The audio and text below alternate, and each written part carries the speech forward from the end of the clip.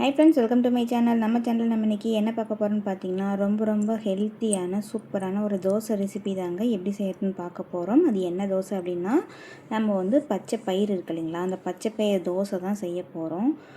ரொம்ப ஹெல்த்தியான ரெசிபிங்க. அது எப்படி செய்யறதுன்னு பார்க்கலாம் வாங்க. எப்போ ஒரே மாதிரி செய்யாமல் டிஃப்ரெண்ட்டாக இந்த மாதிரி செஞ்சு கொடுக்கலாம்.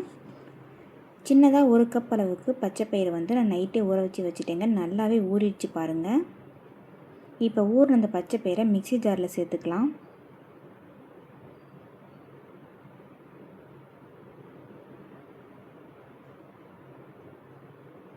இப்போ எல்லா பச்சை பயிரையும் நம்ம நல்லா இந்த மாதிரி கழுவிட்டு மிக்ஸி ஜாரில் சேர்த்துட்டோம். இப்போ அது கூட என்ன சேர்த்து அரைக்க போகிறோன்னு பார்த்தீங்கன்னா, ஒரு 2-3 பல் பூண்டு சேர்த்துக்கலாம். 1 ஸ்பூன் அளவுக்கு ஜீரகம், தேவையான அளவுக்கு உப்பு, இதெல்லாத்தையும் சேர்த்துட்டு நைஸாக அரைச்சி இந்த மாதிரி எடுத்துகிட்டு வந்துட்டேங்க.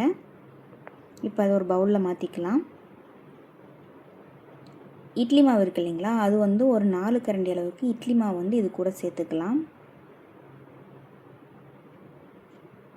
இட்லி மாவு கொஞ்சம் கெட்டியாக இருக்குது இல்லைங்களா, அந்த அளவுக்கு தகுந்த மாதிரி நம்ம கரெக்டாக சேர்த்துக்கலாம். உங்களுக்கு கூட குறைய வேணாலும் பார்த்து நீங்கள் சேர்த்துக்கலாங்க.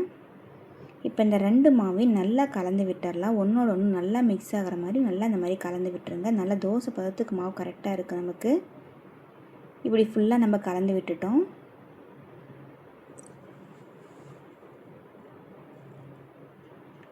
எப்போவும் ஒரே மாதிரி தோசை ஊற்றாமல் குழந்தைங்களுக்கு டிஃப்ரெண்ட்டாக இந்த மாதிரி ஹெல்த்தியான தோசையை ஊற்றி கொடுங்க. ரொம்ப நல்லது. குழந்தைங்களும் நல்லா விரும்பி சாப்பிடுவாங்க. இப்போ எல்லா மாவையும் நல்லா இந்த மாதிரி ஃபுல்லாக கலந்து விட்டுட்டேங்க. இப்போ நம்ம தோசைக்கல்லில் தோசை ஊற்றி எடுத்துக்கலாம். தோசை நல்லாவே வருங்க. நல்லா பிச்சுலாம் வராது. ரொம்ப அழகாக சூப்பராக வரும் தோசை. இந்த தோசை வெறுமனவே சாப்பிட்றதுக்கு ரொம்பவும் நல்லா இருக்குங்க.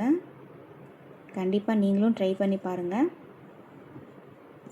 தேவையான அளவுக்கு எண்ணெய் இல்லைன்னா நெய் விட்டுக்கலாம். நல்லா ஒரு பக்கம் வெந்ததுக்கப்புறமா இன்னொரு பக்கம் திருப்பி போட்டு இதே மாதிரி எல்லா தோசையும் நம்ம ஊற்றி எடுத்து வந்துடலாங்க. எடுக்கிறதுக்கு ரொம்ப அழகாகவே வருது பாருங்கள்.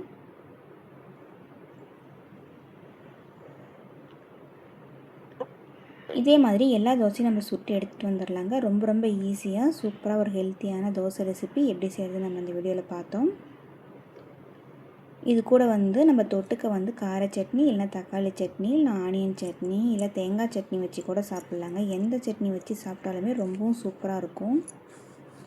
நம்ம இப்போ தக்காளி சட்னி தான் வச்சு சாப்பிட போகிறோங்க. ரொம்ப சூப்பரான தக்காளி சட்னியும் பச்சை பயிர் தோசையும் தாங்க இன்றைக்கி நம்ம செஞ்சுருக்கோம். இந்த வீடியோ உங்களுக்கு பிடிச்சிருந்துன்னா மறக்காமல் நம்ம சேனலை சப்ஸ்கிரைப் பண்ணிவிட்டு அப்படியே லைக் பண்ணிக்கோங்க. உங்கள் ஃப்ரெண்ட்ஸ் அண்ட் ஃபேமிலிக்கு ஷேர் பண்ணி விடுங்க. தேங்க்யூ.